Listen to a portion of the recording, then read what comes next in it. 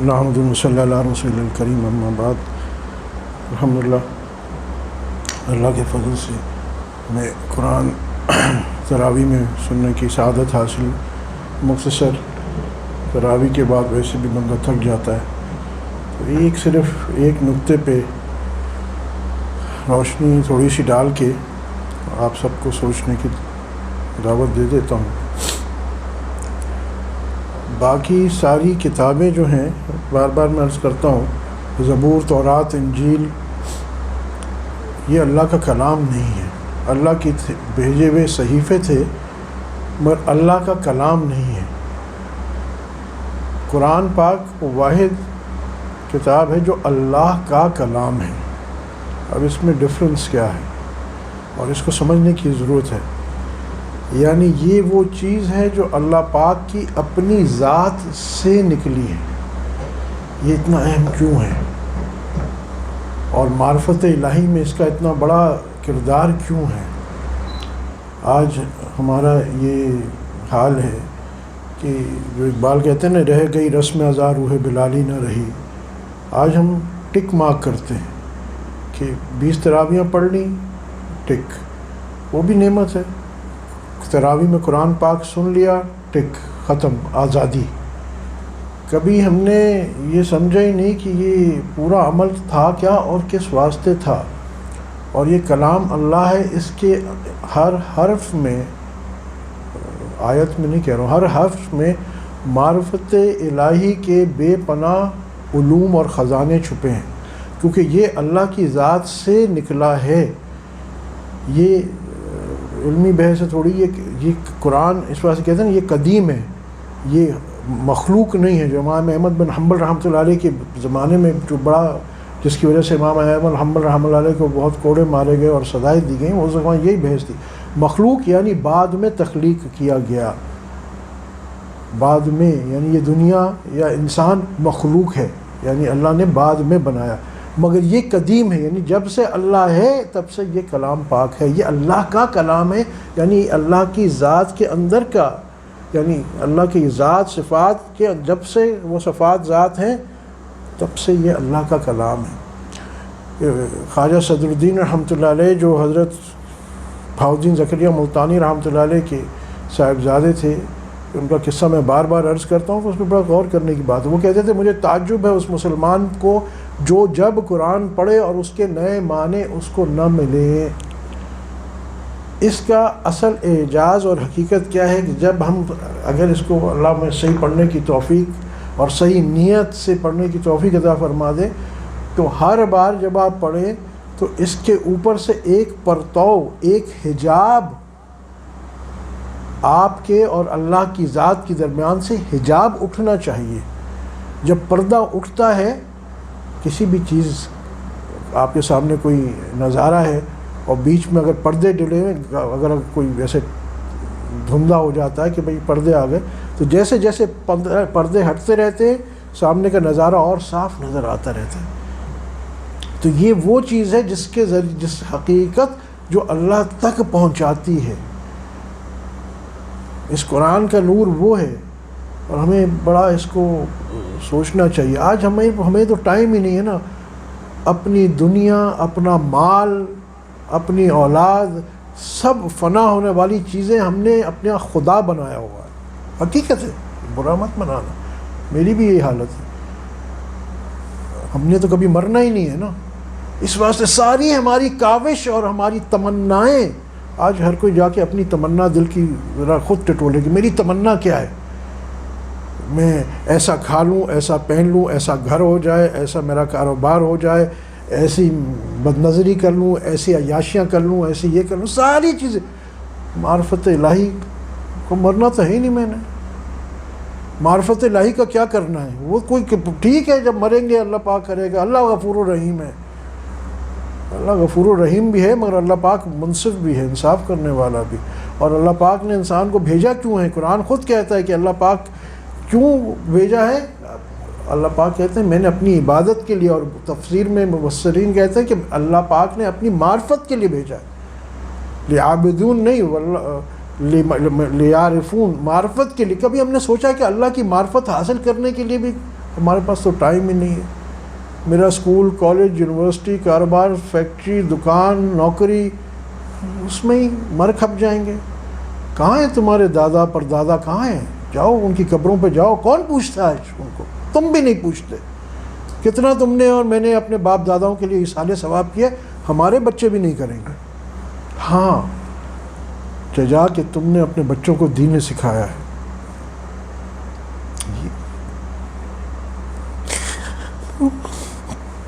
الحمدللہ میں کہتا ہوں یہ ماشاءاللہ چاروں حفاظ نے جو سنا ہے یہ قابل مبارکباد ہیں، اور ان کے والدین کے قابل مبارکباد ہیں کہ انہوں نے جن والدین نے ان پہ بڑا احسان کیا، چاہے ان کو خود بھی احساس ہو یا نہ ہو، انہوں نے یہ نعمت اپنے بچوں میں ٹرانسفر کر دی. یہ بچے ایک وقت آئے گا اپریشیٹ کریں گے کہ ان کو ان کے والدین کیا نعمت دے کے گئے تھے، قرآن پاک دے کے گئے تھے.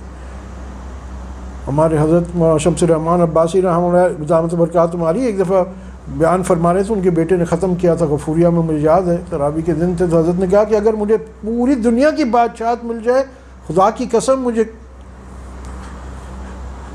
جو میرے بیٹے نے قرآن کا ختم کیا ہے وہ زیادہ عزیز ہے. اللہ یہ کیوں، یہ کیا، یہ کیفیت ہم پہ کیوں نہیں آتی؟ اس واسطے کیونکہ ہم نے قرآن کو ہم نے اس کو جانا نہیں کہ کتنی بڑی نعمت ہے. آج انفارمیشن ٹیکنالوجی کے ذریعے دیکھو نا، آج دنیا کے امیر ترین لوگ کون ہیں؟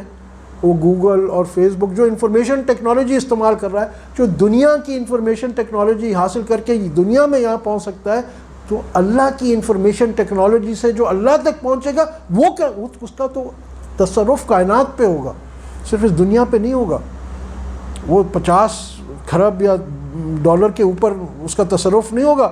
اور ہوئے ہیں یہ جو اہل اللہ گزرتے ہیں اور جو واقعی معرفت قرآن پاک حاصل کرتے ہیں، ان کے تصرف ہواؤں پہ بھی ہوتے ہیں.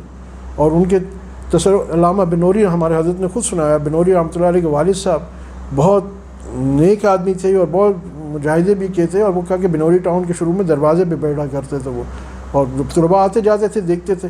تو ایک کہا بنوری رحمۃ اللہ علیہ نے ایک دفعہ فرمایا کہ طلباء سے کہ وہ اپنے والد کی بہت ادب کرتے تھے، تو کہتے تھے کہ میں اس واسطے صرف ادب نہیں کرتا کہ یہ میرے والد ہیں، یہ اللہ کے بہت بڑے ولی ہیں، اور اللہ نے ان کو ایسی تصرف دیا ہے کہ یہ اشاروں پہ یہ ہوائیں ادھر سے ادھر کر سکتے ہیں. یہ کوئی بڑی بات نہیں ہے، اشرف المخلوقات ہے. تو جو حقیقت میں قرآن کا اصل حاصل کرتا ہے، جو یہ قرآن کا یہ آپ خود سوچو کہ اللہ پاک نے قرآن پاک کی آواز میں اتارا تھا. جب اللہ پاک کی ذات ہی واحد تھی، یہ قدیم ہے، اور کوئی چیز تھی نہیں، تو کوئی زبان بھی نہیں تھی، نہ عربی تھی، نہ فارسی تھی، نہ انگریزی تھی، نہ اردو، تو کوئی لفظ نہیں تھے، تو آواز نہیں تھی. کیا لکھت میں اتارا تھا؟ اللہ پاک کے دل میں کوئی لکھا ہوا تھا یا لکھا بھی نہیں تھا؟ تو کیسا انداز ہوگا؟ یہ حقیقت قرآن پاک جو ہے وہ لفظوں سے پاک ہے، حرفوں سے پاک ہے، آواز سے پاک ہے، مگر ایک حقیقت ہے. تو آپ بتائیے، کبھی میں نے جا کے ہمیں ملی نہیں تو چھوڑ دو، کبھی ہم نے اس کی تمنا بھی کی ہے، سوچا بھی ہے کہ یہ بھی کوئی چیز ہے حاصل کریں. ہماری کتاب میں تو اس کی اہمیت ہی نہیں، ماں سوا یہ کہ یار پڑھ لو، سال میں 2 قرآن شریف کو ختم کر لینا اور اتنی نیکیاں ہو جائیں گی، کوئی مر جائے گا تو بخش دیں گے اس کو پڑھ کے، یا برکت کی کتاب ہے، یا رکھو گھر میں، کوئی بیماری آئے گی تو پڑھ لیں گے. اس سے ٹھیک ہے، اس کی بھی وہ برکت ہے، وہاں تک ہم نے جہاں تک سوچا وہاں تک مل گیا. مگر عرض یہ کرنا آخر میں کہ اس کو سمجھو، یہ اللہ کی ذات سے آشنائی کا رستہ ہے. اگر تم اللہ تک پہنچنا چاہتے ہو، اس کی حقیقت جو ہے نا قرآن، جس طرح قرآن کی حقیقت تک پہنچنے کے لیے حدیث شریف کا رستہ ہے، حدیث سے ہم قرآن پاک پہ پہنچتے ہیں، اور قرآن سے اللہ پاک کی ذات تک پہنچتے ہیں. اور جیسے اللہ پاک کی ذات لامتناہی ہے، اس طرح یہ قرآن کے جو پردے اٹھنا ہے یہ بھی انفائنائٹ ہیں. پڑھتے جاؤ، اٹھتے جائیں گے، اور پتہ چلتا جائے گا، اور انفارمیشن آپ کو ملتی جائے گی، اللہ کی اور معرفت ملتی جائے گی. اور جب دیکھو جو جتنی معرفت اور کلوزنس ملتی ہے نا، ایک آدمی اپنے کمپنی کے مالک سے جو جتنا قریب ہوتا ہے، وہ مالک اس کے اختیارات اتنے بڑھا دیتا ہے. تو آپ سوچئے کہ جب دنیا والے اپنی دنیا کی ٹیکنالوجی پہ کام کرتے ہیں، تو دنیا میں اللہ پاک ان کو اختیار دیتے ہیں جو اللہ کی معرفت کے کلام پہ غور کرے گا. اس میں اسی واسطے دیکھو آتا ہے حکم تدبر کرو، صرف پڑھو نہیں، تدبر کرو، صرف سمجھو بھی نہیں، تدبر کرو، غور فکر کرو. اللہ پاک تم پہ اس اپنا آپ کھولے گا. کم از کم آج ہم یہ دعا کریں کہ اللہ پاک اس کلام کی حقیقت ہم پہ کھول دے اور اس کے ذریعے اپنی ذات تک ہمیں پہنچا دے. دعا کر لیں. آمین. الحمدللہ رب العالمین والصلاۃ والسلام علی اشرف الانبیاء سیدنا محمد. ربنا ظلمنا انفسنا وان لم تغفر لنا وترحمنا لنكونن من الخاسرین. ربنا لا تزغ قلوبنا بعد إذ هديتنا وهب لنا من لدنك رحمة إنك الوهاب.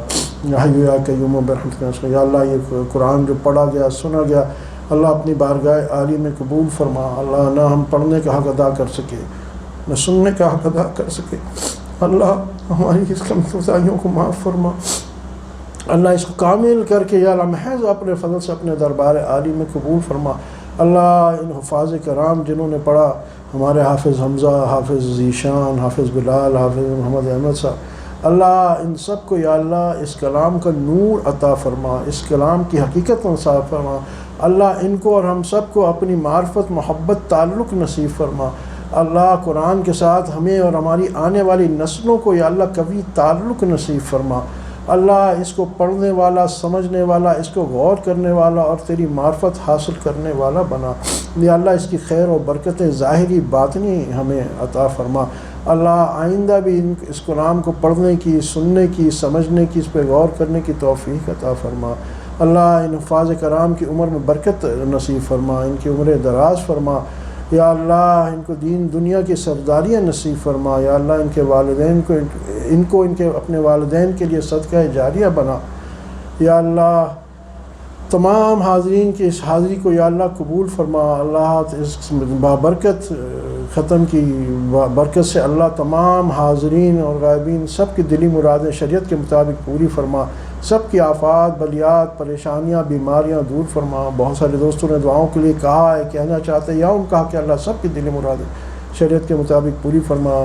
ہمارا ایک ساتھی زبیر کر کے ہے، وہ غفوریہ مسجد کا، اس کے والد کی طبیعت کافی خراب ہے، تو اس کے لیے خصوصی دعا فرما دیں. ان کے والد کو اللہ پاک صحت کاملہ عاجلہ نصیب فرمائے اور تمام بیماروں کو صحت کاملہ عاجلہ نصیب فرمائے. اللہ یہ جو وبا آئی ہوئی ہے کرونا کی، محض اپنے فضل سے یا اللہ اس کو فوری طور پر دفع دور فرما اور اس کو یا اللہ مسلمانوں کے لیے اور کل انسانیت کے لیے یا اللہ عبرت اور ہدایت کا ذریعہ بنا. اللہ کل اس رمضان کی برکت سے اللہ کل عالم میں ہدایت کے فیصلے فرما.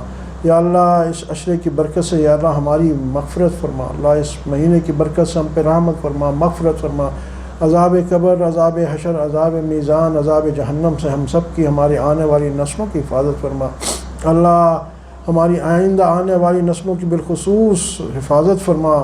ظاہری اور باطنی فتنوں سے حفاظت فرما. اللہ جو مانگ سکے وہ بھی عطا فرما، جو نہیں مانگ سکے ہماری قبر، حشر، جنت تک جانے کی تمام ضروریات پوری فرما. اللہ ہم سب کے ایمان پر خاتمہ نصیب فرما. سبحان ربک رب العزت عما یصفون، والسلام علی المرسلین، الحمدللہ.